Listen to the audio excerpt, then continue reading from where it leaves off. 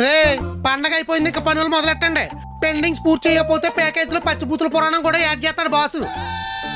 యదవ software జీవితాలు Jan first తో fantastic గా స్టార్ట్ అయ్యి ఫెస్టివల్ తో పండగ ఫుల్ స్టాప్ పెట్టేయాల్సి వస్తుంది.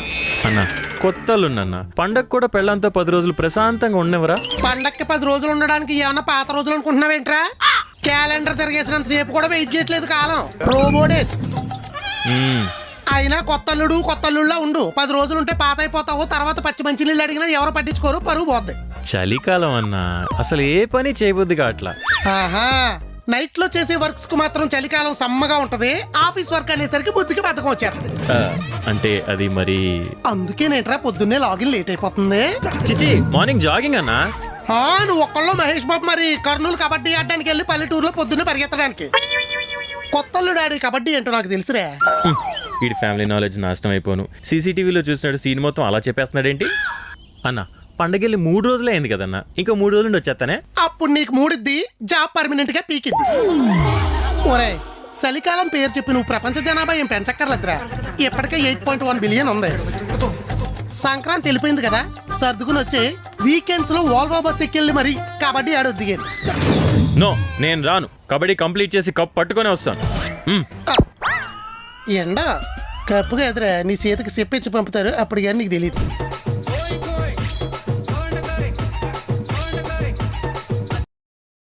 హలో హలో అల్లుడు బాబు, అత్తగారు ఎలా ఉన్నారు?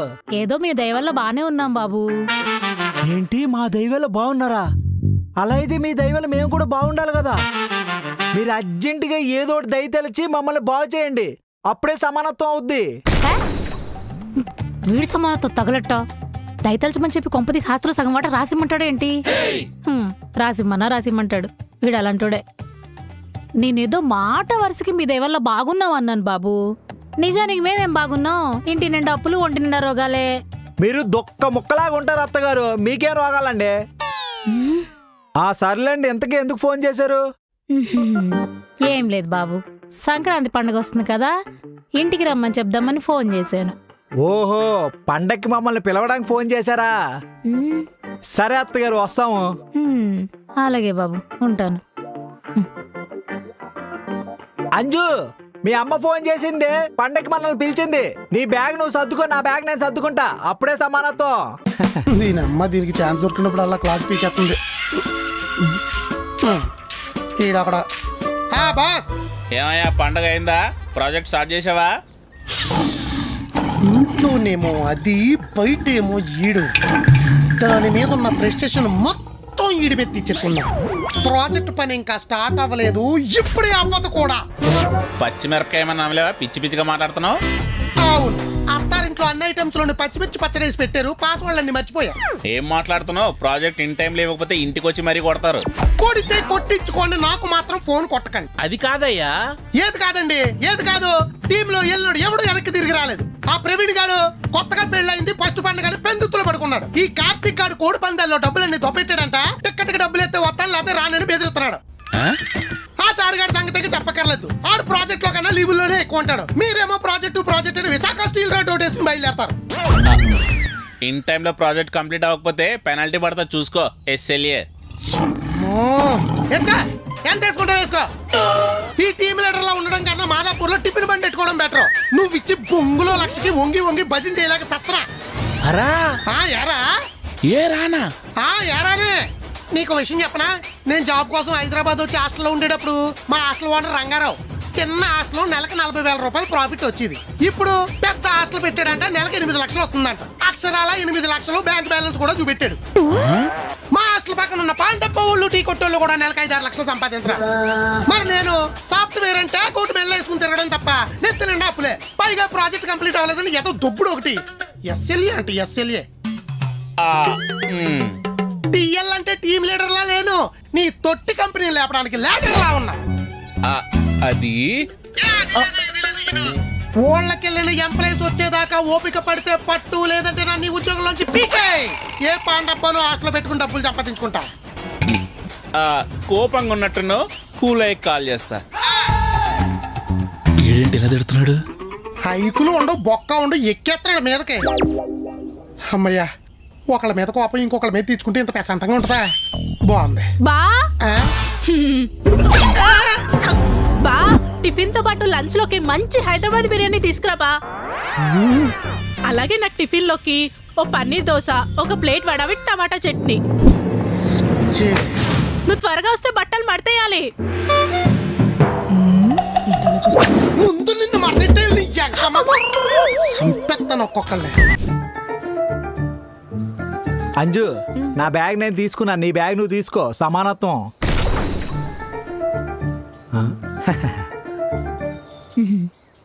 బాగున్నావా అంజు? బాగున్నానమ్మా. బాగున్నారు అల్లుడు బాబు? బాగున్నానండి, మీరు?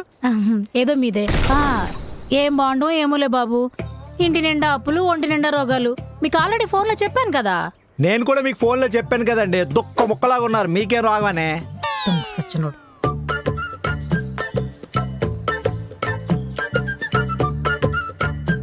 ఈ బాబు ఎవరు? మా ఫ్రెండ్ అత్తగారు.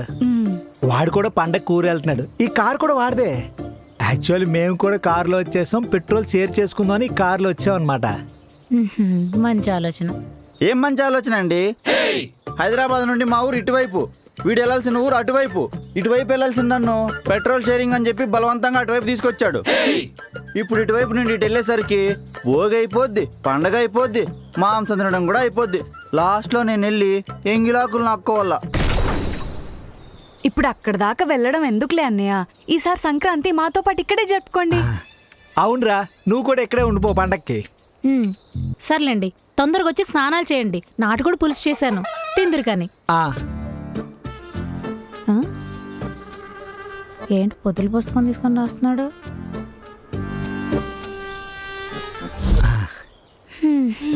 రారా, నీ లగేజ్ తెచ్చుకో.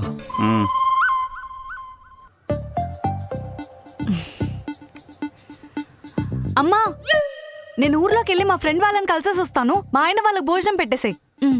సరే అంజు, నువ్వు వెళ్ళరా, నేను చూసుకుంటా.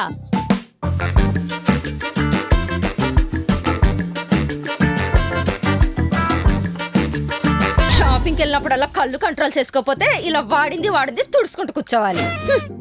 ఇందులో మళ్ళీ చుట్టాలు పెట్టిన చెప్పలు కొన్ని. ఫోన్ పక్కన పెట్టి ఆ ప్యాన్ అట్టుకో. ఈ మధ్య నీకు ఫ్రస్ట్రేషన్ ఎక్కువైపోయింది రాజకుమారి. కొంచెం డిస్టెన్స్ ఇస్తావేంటి? ఓ తను తీర్చుకుంటా. వద్దులే, మళ్ళీ మెడిసిన్స్ కి డబ్బులు బొక్క. శ్రీనివాస్తో సెట్ అవ్వదు, రాజకుమార్తో రాజకీయం చేద్దాం.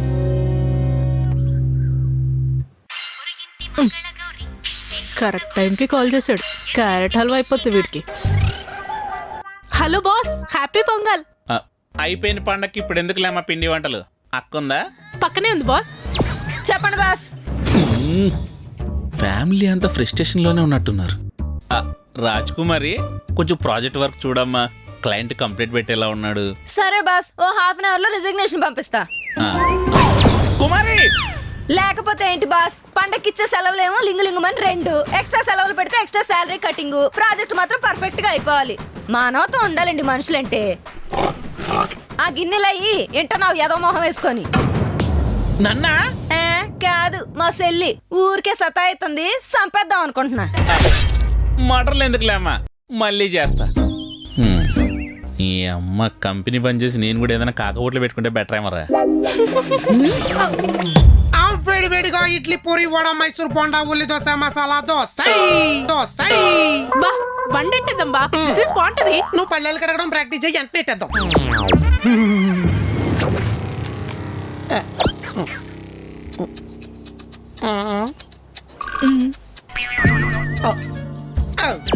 ఏంటి అలా చూస్తున్నావు? పచ్చడి తీసి ప్లేట్లే. పాపం ఇది పని చేసి చేసి పని మనిషిలో ఎలా అయిపోతుందో చూడు. పట్టించుకోకల్లా నేను నన్ను కాడు సరిపోయింది. నేను తినిపిస్తానంట, నువ్వు తుడుచుకుంటూ తినేస్తావంట. ఆకలి మీద కోపం ఎక్కువైపోద్ది, తర్వాత నాకు ఇంకో క్లాస్ పడేది. నేను కూడా నీకు హెల్ప్ చేస్తానే. ఈ చిన్న చిన్న స్పూన్స్ లాంటివి ఇవ్వు, తుడిచేస్తా. పోనీ ఫోర్క్స్, పోనీ ట్యూబ్ లైట్లతో నా హైట్కి మ్యాచ్ అయ్యిద్ది. నిచ్చిన కూడా అక్కర్లేదు. ఊరే, పండగ అయిపోయాక కొంచెం పనులు పంచుకోండి. ఏంటి అల్లుడు బాబు రాస్తున్నారు? అదా, ఈ పండక్కి మీరు ఏమేం పెడుతున్నారో రాసుకుంటున్నా. నెక్స్ట్ వచ్చే పండక్కి సమానం చేయాలి కదా. ఆ? రేయ్ ఆ?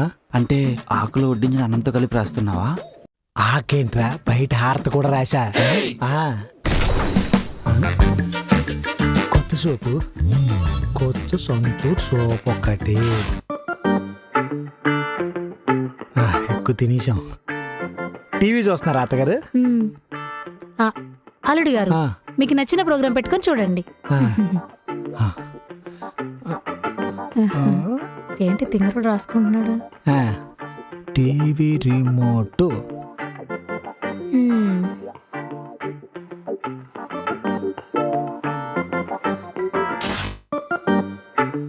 ఆ. అల్లుడు గారు ఆ. హ్మ్. ఆ. కొత్త పంచా. ఆ. ఆ. ఒక కొత్త పంచే.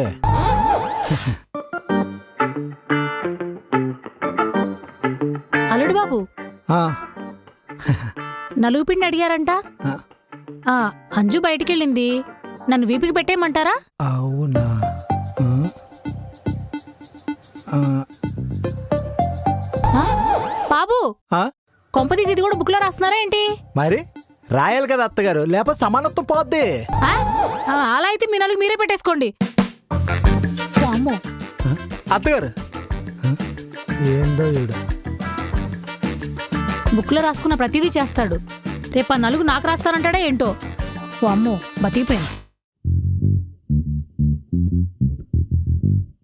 అల్లుడు గారు ఆ. మీ పెళ్ళయ్యాక మొట్టమొదటి పండక్కి మా ఇంటికి వచ్చారు కదా, ఆ. అందుకనే మీకు 10 తులాల బంగారం పెడుతున్నాను, తీసుకోండి. ఆ? అల్లుడు గారు ఆ. తీసుకోండి. ఆ. ఒరే ఆ. ఇన్ని తులాలు బంగారం పెడతారని తెలుసుంటే నేను కూడా ఎప్పుడో పెళ్లి చేసుకునేవానిరా. అందరూ అలా పెట్టలేరు బాబు, ఈ లక్ష్మమ్మ కాబట్టి పెడుతుంది.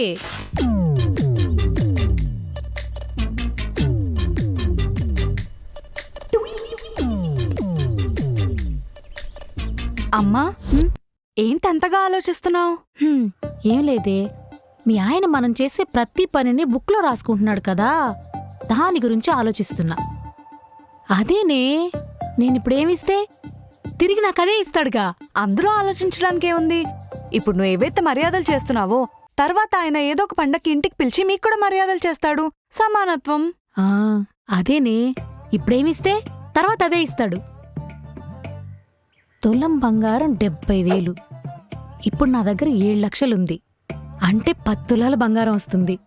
మీ ఆయనకి పండగకి 10 తులాల బంగారం పెట్టాననుకో, ఈ లచ్చమ్మ పేరు మారుమోగిపోతుంది. అదే 10 తులాల బంగారం ఆ సమానత్వం గాడు పుస్తకంలో రాసుకొని నీకు రిటర్న్ ఇచ్చేస్తాడు. అదే కదా నీ ప్లాన్? అది మాత్రమే కాదు, ఇప్పుడు తులం 70,000 ఉంది. ఉగాది పండగకి మీ ఆయన నన్ను పిలిచాడే అనుకో, అప్పటికి తులం బంగారం 80,000 అవుతుందంట. తులం మీద 10,000 అంటే 10 తులాలకి 1,00,000. అల్లుడికి బంగారం పెట్టానన్న పేరుతో పాటు 1,00,000 లాభం ఈ లచ్చమ్మకి. అమ్మ నీ అమ్మ, నీ వడ్డీ వ్యాపారం బుర్ర బానే వాడుతున్నావు కదే.